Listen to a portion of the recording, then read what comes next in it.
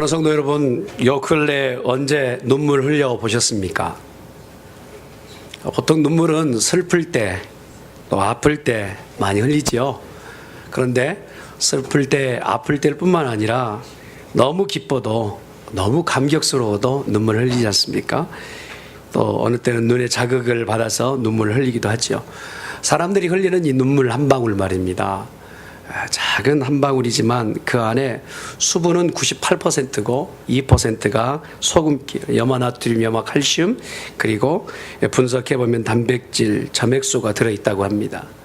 네, 이 작은 한 방울 안에 여러 다양한 내용들이 들어있는데, 슬플 때 그리고 기쁠 때 흘리는 눈물의 염도는 비슷한데요. 좀 화가 많이 나고 분노하고 쭉 이렇게 화가 많이 났을 때 흘리는 눈물은 염분이 더 많이 나온다고 하네요. 왜 그럴까 했더니 교감신경에 흥분되어서 수분보다 이 염기 성분을 많이 냈기 때문에 그렇다는 것이죠. 한 방울의 작은 눈물 안에도 이런 의미가 있는 것이죠. 그런데 참 신체 부분 가운데서 흘러나오는 어떤 생리적 부분으로 나온 게 아니라 교감신경을 자극하고 또한 우리 감정의 마지막 엑기스로 나오는 이 눈물은 그냥 한 방울의 눈물이 아닌 듯 싶습니다. 신앙의 교부였던 크리소스톰이라는 사람이 이런 말을 했죠. 성도의 한 방울의 눈물은 죄의 불꽃을 감하거나 그리고 강렬하게 타오는 죄의 불을 끌 수 있는 유일한 물이다라고 얘기했어요. 그리고 그가 말했던 건 허무한 영광로와 그리고 죄의 상처를 깨끗이 씻을 수 있는 유일한 것은 성도가 흘리는 눈물이다라고 얘기했습니다. 우리가 볼 때 세상 사람들의 사는 삶의 방법에 흘리는 눈물과 믿는 자들의 흘리는 눈물은 뭐가 달라도 사뭇 다른 것 같습니다. 헤리케라는 이 철학자가 얘기했던 것처럼 눈물은 눈으로 말하는 가장 고상한 언어이다. 그리고 세네카도 눈물은 흘러내릴수록 영혼을 진정시킨다라는 말을 했죠. 이런 말을 들어보면 참 와닿는 얘기 아닙니까? 하나님 앞에서 흘리는 눈물, 이것은 하나님을 감동시키기에 부족하지 않다는 것입니다. 우리가 잘 아는 성도 가운데서 눈물로 유명한 사무엘의 어머니 한나를 보세요. 그 여인은 인생의 가장 쓴 시간을 보냅니다. 그리고 모든 여인들이 출산하여서 아이를 낳아 자랑거리로 삼지만 그의 인생의 수치를 경험하게 됩니다. 그때 그의 수치를 감출 수 있는, 그것을 모면할 수 있는 유일한 방법은 이 여인이 하나님 앞에 가서 우는 거였어요. 울며 기도하였더니 하나님께서 그 수치를 감추어 주시고 그의 자녀를 허락하여 주셔서 그의 삶의 풍성한 것을 얻게 해주셨다는 것입니다. 하나님 앞에서 눈물, 하나님 앞에서 흘리는 이 기도, 이것은 바로 오늘 우리 성도들에게 허락하신 하나님의 놀라운 축복인 줄 믿습니다. 본문 안으로 들어가 보면 이스라엘 역사가요, 사울이 40년을 이렇게 정권을 잡아서 왕권을 유지하고 그 다음 다윗이 40년을 또 치장합니다. 그리고 그리고 솔로몬이 40년, 120년 동안 이 통일 왕국이 계속되다가 이제 분열 왕국이 시작해 르호보암과 여로보암에 의해서 분열 왕국이 시작됩니다. 남유대 땅의 분열 왕국의 13대 왕이었던 히스기야. 당시에 다윗처럼 아주 하나님 앞에서 정직하고 하나님의 뜻을 잘 분별하여서 그의 모든 삶에 하나님 인정할 만한 그런 삶을 살아냈던 대표적 왕이 바로 히스기야입니다. 그러나 믿음이 아주 출중하다고 해서 어려움은 없느냐? 그건 아닌 것 같아요. 그가 태어날 때부터 아버지의 그 아하스 왕이라는 극악한 왕의 아들로 태어나서 태어날 때부터 환경이 그렇게 열악했단 말입니다. 믿음으로 살아보려고 발버둥 치려고 해도 결국은 아버지의 우상단지를 섬기는 그 환경 가운데서 벗어날 수 없게 됐어요. 그럼에도 불구하고 이가 왕 되었을 때 25살 나이에 하나님만을 의지하고 믿고 따르게 됩니다. 우상을 다 철퇴하고 그리고 이제 다마스쿠스에서 가져왔던 이 이방신을 섬겼던 모든 체제, 하나님의 그 성전 앞에 다마스쿠스의 그 이방신들을 섬기는 그대로의 모습을 리모델링해서 이제 하나님을 섬긴다고 하는 이러한 하나님 보셨을 때 가장 극악한 그런 모습을 보았을 때 아들 이 히스기야는 탐탁지 않은 거예요. 왕이 되자마자 이 모든 우상들을 타파하고 그리고 그때 당시까지 모세의 롯뱀을 섬겼던 이것까지도 불살라 없애는 일을 하게 됩니다. 이렇게 하나님께 정말 정직하고 진실하게 갔을 때 복은 무엇이었느냐면 하나님이 히스기야에게 형통함을 주셨다는 거예요. 하나님 앞에 정직하고 하나님을 진실하게 섬기면 하나님은 그 삶 가운데 형통함의 복을 주세요. 우리 교회가 이러한 복을 받으실 수 있기를 바랍니다. 그런데 오늘 이러한 형통의 복을 가지고 있던 히스기야에게 어려운 문제가 생겼습니다. 북쪽 이스라엘에 있는 위쪽에 있는 아수르 지역에서 사네립이라는 왕이 정권을 가지고 이스라엘에 공략해 오는 것입니다. 이때 군대장관이었던 랍사게가 히스기야에게 엄포를 내는 것이죠. 너희가 이제는 다 항복해라. 이 무능한 왕, 저렇게 아무것도 할 수 없는 왕을 왕으로 세워서 너희가 무엇을 할 수 있겠느냐 하면서 이스라엘 전 지역을 18만 5천이나 되는 큰 군대를 이끌고 온 게 됩니다. 국가적인 위기예요. 이스라엘로서는 도저히 해볼 수 없는 그런 싸움입니다. 이미 이제 어떤 패, 이 모든 부분들은 이제 아수르에 의해서 결정나는 것 같이 보입니다. 그리고 나서 마지막 최후 통첩장 같은 이러한 통첩장을 랍사게에 의해서 이스라엘이 전달됩니다. 히스기야가 그 통첩장을 받고 하나님 앞에 그것을 펴놓습니다. 그러면서 울며 하나님 앞에 기도하죠. 그때의 자세가 이거예요. 자기의 왕복을 벗어 찢고 그리고 나서 굵은 베옷을 입고 하나님 앞에 울며 기도하는 거예요. 그때 흘리는 눈물은요, 하나님의 마음을 감동시키기에 부족하지 않았다라는 거예요. 사랑하는 성도 여러분, 이 땅에 우리가 많은 문제를 만나고 어려운 환경이 있지만 그럴 때마다 하나님 앞에 손을 들고 기도하게 되면 하나님 우리 기도를 들으실 줄 믿습니다. 당시 히스기야는 무작정 그냥 기도하는 것 같아 보이지만 하나님이 나와 함께 하신다는 믿음이 있어 기도하게 됩니다. 그렇게 기도할 때에 하나님께서 한 천사를 들어 그 이스라엘 지역에 모두 포위하였던 아수르의 군대 18만 5천 명을 그 밤에 다 죽여 송장으로 만드십니다. 이러한 일이 주의 나라에 있는 사람들에게 증거되고 전달되었을 때 많은 사람들이 와서 이제 히스기야의 그 전승을 듣기를 원합니다. 가진 재물을 가지고 와서 그 후일담을 듣기를 원하죠. 그때요, 기도로 인해서 얻게 된 이 승리를 하나님께 영광을 돌리고 하나님이 모든 것을 하셨습니다 하면 좋잖아요. 그런데 히스기야의 마음속에 많은 사람이 나를 존귀하게 여기니 그때 마음에 교만함이 들어갔던 것 같아요. 역대하 32장 23절부터 기록되는 말씀을 보면 그 가운데서 자기의 마음에 교만함으로 하나님께서 안 되겠다 하는, 여러분 섰다고 생각할 때 넘어질 것을 조심하시길 바랍니다. 교만하면 하나님이 그것 가운데서 치시잖아요. 그런데 이것을 히스기야는 알지 못했다는 것입니다. 잠깐이나마 마음속에 교만하여 하나님 앞에 득제하게 되는 것을 볼 수 있습니다. 이 땅에 많은 문제들이 있고 어려움이 있지만 그럴 때마다 기도의 용장들이 출현하고 그 기도함으로 인해서 하나님이 이루실 일을 이끌어 간다면 우리나라와 또한 이곳에 있는 모든 이들은 하나님의 일하신 것을 보게 될 줄 압니다. 영국이 나왔던 명장 중에 찰스 조지 고든이라는 사람이 있다고 합니다. 이 사람이 항상 전쟁에 나가서 했던 것 중에 하나 보면 천막 위에다가 수건을 얹어놓고 기도하는 거예요.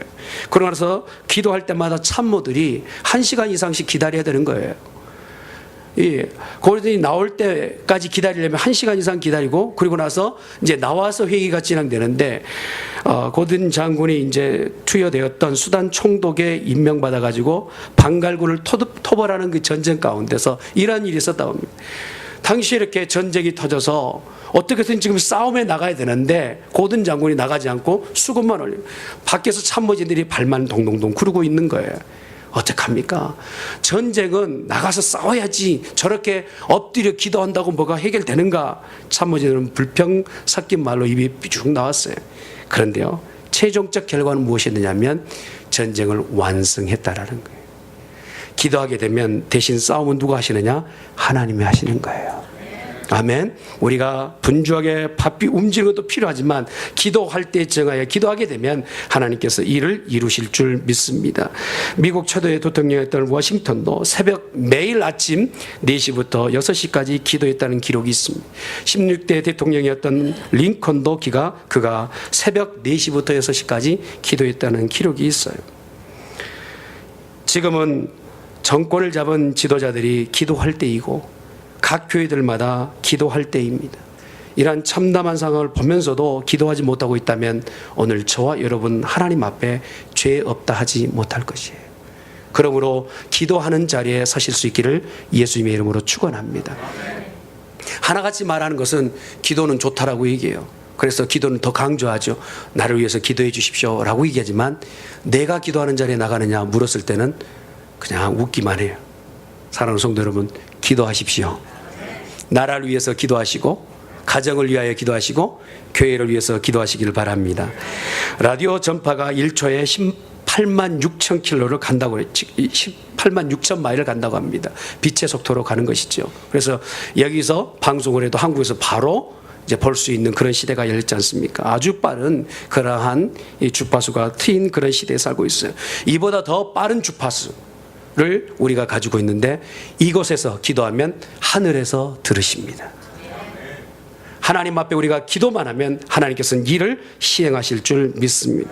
그래서 기도의 ABC라는 얘기가 있어요. 책을 썼던 ABC라는 ask, 하나님 앞에 기도하라는 것이죠. 그 다음에 believe, 그리고 항상 믿고 기도하라는 것입니다. 그리고 세 번째는 content, 네가 이미 그것을 받을 것을 명령하고 선포하며 기도하라고 말씀하고 계시는 것입니다. 이러한 마음으로 지금 히스기야가 기도하는 자리에 선 것입니다. 내가 죽을 것을 이미 사형 선고를 받았음에도 불구하고요. 이것도 의원이 말하는 것이 아니라 하나님께서 너는 죽고 살지 못하리라 하셨음에도 불구하고 그가 결정한 것은 무엇이냐면 낯을 벽에 대고 기도하기 시작하는 거예요. 오직 생과 사는 누구의 손에 달렸느냐? 하나님의 손에 달렸다라고 믿고 기도하기 시작하는 것입니다. 이렇게 기도할 때, 울며 기도할 때 하나님께서 그의 기도를 들으시고 네 눈물을 보았노라 말씀하시는 거예요. 눈에 흐르는 작은 한 방울의 눈물을 하나님께서는 보고 계시고 그 눈물 한 방울로 역사를 바꾸신단 말입니다. 인생을 바꾸신단 말입니다. 각자의 삶을 바꾸신단 말입니다. 그것을 하나님께서 우리에게 주셨음에도 불구하고 우리가 그것을 누리지 못한다면 이 시간 다시 한번 마음을 정하여 기도하는 자리에 서실 수 있기를 주님의 이름으로 축원합니다. 어느 때 기도할 수 있습니까? 하나님이 정말 살아계신다라고 믿고 그리고 의지가 될 때 기도하게 되는 거예요. 기도하지 못할 때 어느 때 기도하지 못합니까? 내 곁에 하나님이 계시는 것이 아니고 너무 멀찍이 계신다는 거예요. 욥을 보세요. 욥의 인생 가운데서 가장 참담한 시기를 만납니다. 그의 인생이 동방에서 의인이라는 지목을 받았고 어느 곳에 가든지 내놓을 수 있는 그런 믿음의 사람이었어요. 그런데 하루아침에 재산이 다 사라지게 되고 10명의 자녀가 한 자리에서 죽음을 받는 그러한 고통이 그것 가운데 있었습니다. 자기의 몸도 건강을 잃고 그리고 자기 아내마저 다 떠나가 버립니다. 재산 잃고 자녀 잃고 건강 잃고 아내 잃고 친구까지 잃었던 욥. 그러면서 속 모르는 얘기만 친구들이 와서 하는 소리가 네가 믿음 생활 제대로 못해서 이런 어려움이 있지 라고나 얘기하고 있으니 얼마나 답답하겠어요. 그때요, 욥이 결정한 것은 무엇이냐면 하나님 내 기도 들어주시옵소서. 세상 사람은 내 마음을 몰라요. 세상 사람은 내 지금 처해 있는 환경을 몰라요. 그러나 하나님은 보시고 아시고 계시지 않습니까? 내 눈물 주님 보시지 않습니까? 라고 기도하게 됩니다. 그때 하나님께서 그를 어떻게 말씀하십니까? 여호와께서 욥의 공경을 돌이키시고 욥에게 그 전 소유보다 갑절이라 주셨다라 말씀하십니다. 해결은 하나님께 있습니다. 그러면서 그가 그 어려운 시기를 지나갈 때 하나님이 왜 이런 어려움을 주셨을까? 믿음으로 고백하기를 이렇게 고백합니다. 욥기 23장 10절의 말씀이 나의 가는 길을 오직 그가 아시나니 그가 나를 단련하신 후에 내가 정금같이 나오리라. 내가 지금 어려운 이 사정을 갈 때 세상 사람들은 몰라서 얘기하기를 참 믿어도 저렇게 어렵게 믿느냐, 믿어도 잘 되는 것 없구만 하는 그런 말들이 귀에 들릴 때마다 내 마음이 무너져서 물처럼 되지만, 그럴 때마다 내가 하나님을 의지하며 받는 말씀은 나를 정금같이 나오게 하실 줄 믿습니다. 이 고난이 지나가고 이 어려움이 지나가고 나를 단련하신 이후에 주님이 사용하실 것을 믿습니다 하며 눈물로 기도했더니 주께서 그의 인생에 갑절의 복을 허락해 주셨다는 거예요. 사랑하는 성도 여러분, 우리 교회가 어려움이 있을 때마다 기도하여 이러한 갑절의 복을 받으실 수 있기를 예수님의 이름으로 축원합니다. 한번 따라합시다. 하나님 앞에서 울면 사람 앞에서 웃게 된다. 할렐루야. 반대로 가지 말고 하나님 앞에서 정말 은혜를 구하며 하나님 앞에 도움을 구하며 기도하며 울다가 세상 사람들 앞에서 웃는 날이 있기를 예수님의 이름으로 축원합니다. 대전에서 한 개척교회라는 전도사님의 간증이에요. 전도사님이 이렇게 개척하면 처음에는 다 어렵지 않습니까? 그래서 성도가 그렇게 많지 않아서 교회를 운영할 만한 그러한 자금도 없고 또 헌금도 그렇게 많지 않아서 한 달 한 달 교회에 월세를 내는 것도 참 어려운데, 그래서 하나님 앞에 도움을 구하며 울며 기도하고 있어요. 주여 도와주시옵소서, 교회에 월세 낼 돈을 주시옵소서 막 기도했더니 주인이 똑똑똑 하고 문을 두드립니다. 응답이 왔군요 주여. 근데 집주인이 뭐라냐면 이제 전세금을 좀 더 올려야 되겠다고. 살고 있는 집이 옥탑밥인데 요즘 경기가 많이 올라서 이렇게 좀 웬만하면 돈을 좀 올려야 되겠다고 얘기합니다. 어려운데 조금만 더 참아주시죠. 그랬더니 집주인이 이렇게 얘기합니다. 능력 없으면 나가시오. 그 말이 참 마음이 아파요. 능력 없으면 나가시오. 그래서 아마 더 울면서 아마 기도했던 것 같아요. 집주인이 옥탑밥에서 내려가면서 계단에 막 내려가다가 어떻게 발을 헛디뎌 가지고 우당탕하고 그 계단에서 굴렀는데요. 마지막 이제 떨어진 자리에서 이렇게 얘기해요. 엄마 죽을 뻔했네. 그러면서 이 집주인이 다시 올라와서 세를 안 올려도 되니까 우선 살라고. 그래가지고 전도사님이 8년간 그 집에서 살았답니다. 할렐루야. 남의 집 일이라고 하면 안 하면 안 돼요. 작은 간증이지만 하나님 앞에 도움을 구하며 기도했더니 하나님께서 어떤 방법으로도 채워주시더라는 거예요. 사랑하는 성도 여러분, 히스기야가요 지금 울고 기도하는 것은 자기 인생에 대한 부분을 놓고 하나님이 이미 선고하셨음에도 불구하고 은혜를 구하며 기도하고 눈물을 흘리며 기도했더니 선고하셨음에도 불구하고 하나님께서는 뜻을 바꾸시더라는 거예요. 뜻을 바꾸시더라는 거예요. 우리가 하나님 앞에 눈물 흘려 하나님 앞에 기도할 때마다 하나님이 들으시고 우리의 삶의 방향을 바꾸고 가신다면 그 일에 우리가 우리 인생을 투자해야 될 줄 믿습니다. 또한 어느 때 눈물을 흘리며 기도하는 사람이 됩니까? 큰 일을 계획하는 자는 눈물 흘리게 돼 있어요. 에레미야를 보세요. 에레미야가요 그때 당시에 땅이 얼마나 배었겠든지 소돔과 고모라 땅이 몇 명의 의인이 없어서 망하게 됩니까? 10명의 의인이 없어 망하게 됩니다. 그런데 에레미야에게는 하나님께서 뭐라고 얘기하십니까? 이 땅에 의인이 하나만 있으면 내가 망하게 하지 않겠다. 얼마나 폐역한 시대였는지 의인 하나만 있으면 내가 망하게 하지 않겠다 말씀하십니다. 그런데도 에레미야는 목청이 터져라고 복음을 전합니다. 그러면서 뭐라고 합니까? 내 눈이 눈물에 상하여 내 창자가 끓으며 내 간의 땅에 떨어져서 내 처녀 백성에게 패망하여 어린 자녀 젖먹는 아이들의 성의 길거리에서 혼미할까 두렵습니다. 에레미야 심정은 울면서 매일 돌아다니기를 이 땅이 망해서야 되겠습니까? 라고 하면서 기도하게 되는 것이죠. 그때 이렇게 울며 기도할 때 하나님께서 에레미야의 기도를 듣고 계셨다는 것입니다. 위대한 사람은 울며 기도하는 사람이에요. 나폴레옹이 전쟁에 워털루 전투에 나갈 때 이런 일화가 있습니다. 이제 그 소아에 있었던 사람이 각하 좀 목사님을 모셔다가 기도하고 이번 전쟁에 나가시죠 라고 했더니 나폴레옹이 유명한 말이죠. 필요 없어. 전쟁은 내가 하는 것이지 하나님이 하시는 게 아니야. 전쟁과 하나님은 상관이 없어. 정말 그런가요? 전쟁에 나아갈 나폴레옹은 패전하게 되고 수많은 부하들이 죽음에 임하게 됩니다. 결국 나라도 망하고 자기 자신도 망하고 세인트 헬레나 섬에서 유배당하는 그러한 어려움을 닿게 됩니다.